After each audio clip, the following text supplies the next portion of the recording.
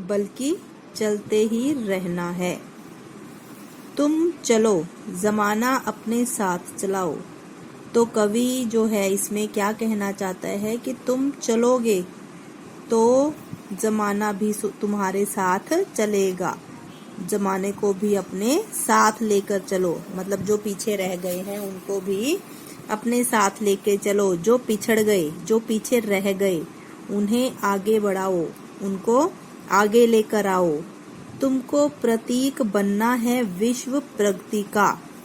प्रतीक होता है चिन्ह, प्रगति होती है उन्नति, विकास। तो कवि ये कहना चाहता है कि हे मानव, तुम विश्व को विकास या विश्व को आगे बढ़ाने का क्या बनो? चिन्ह बनो। विश्व की उन्नति के क्या बनो? प्रतीक बनो। तुमको जनहित के सांचे में ढलना है। तुमको कौन से सांचे में ढलना है? जनहित, लोगों के हित के सांचे में ढलना है। मतलब तुम्हारा एकमात्र लक्ष्य यही होना चाहिए कि मैंने सभी मनुष्यों को अपने साथ लेकर चलना है और उनके हित में ही मेरा हित है, ये समझना है तुम्हें। मत ठहरो, तुमको चलना ही चलना है। तुम्हें अब ठहरना नहीं है, बल्कि आगे ही बढ़ते रहना है।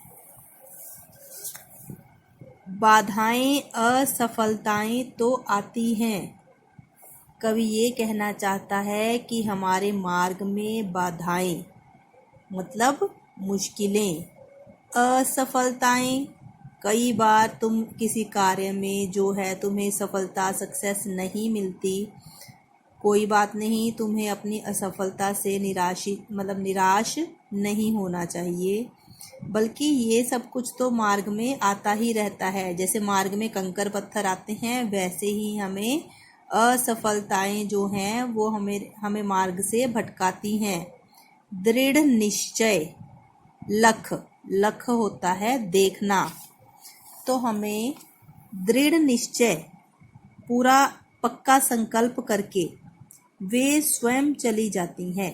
मतलब अगर हम दृढ़ निश्चय के साथ अपने मार्ग की तरफ बढ़ेंगे तो जो मुश्किलें हैं वो अपने आप ही खत्म हो जाती हैं।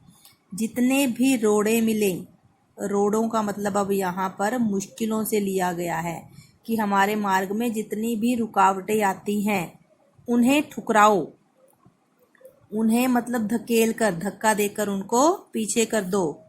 पथ के कांटों को पैरों से दलना है। जैसे हम दाल दलते हैं ना, जैसे जब चक्की चलती है तो जो दाल होती है पूरे पीस की होती है तो वो टुकड़ों में हो जाती है। जब एक चक्की का पाटा दूसरे के ऊपर फिरता है तो वो दली जाती है, मतलब वो रौंदी जाती है। तो इसी प्रकार से हम जैसे दाल को दलते हैं तो हमें क्या करना है? पथ के कांटों को भी अपने पैरों से मसल कर फेंक देना है।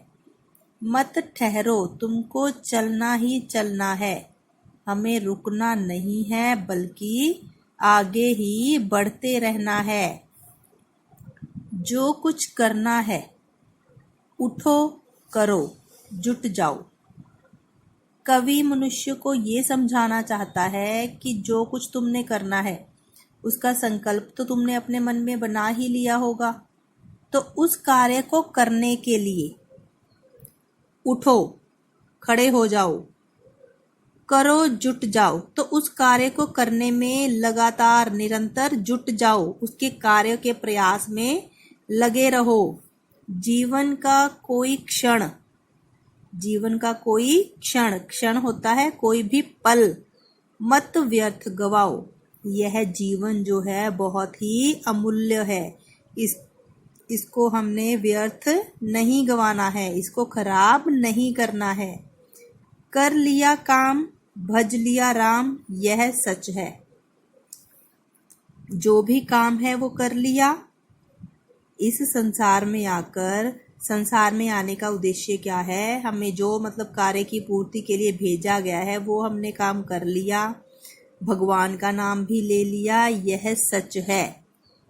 क्या सच है, कौन सी बात सच है, सत्य कौन सी बात है। अवसर खोकर तो सदा हाथ मलना है। जब हम कहते हैं ना कि अब पछताए होत क्या जब चिड़िया चुग गई खेत, तो इसका मतलब भी यही है कि अवसर खोकर जो हमें सुनहरी मौका मिला होता है, अगर वो चला जाता है एक बार, तो उसके बाद में हम क्या करते हैं, हाथ मलते रह जाते हैं। मतलब जब समय जो है अमूल्य है, हमें समय को गंवाना नहीं है, व्यर्थ नहीं करना है, बल्कि जो समय हमें मिला है उसका फ़ायदा उठाना है पूरा, ताकि हमें बाद में हाथ को मलना ना पड़े, पछताना ना पड़े हमें। मत ठहरो, तुमको चलना ही चलना है। तो श्री कृष्ण सरल जी ने इस कहानी में यही बताया है कि हमें बढ़ते ही रहना है। तो हमने इस कविता में अब क्या सीखा? हमने सीखा कि जीवन का अर्थ हमेशा चलने में ही है।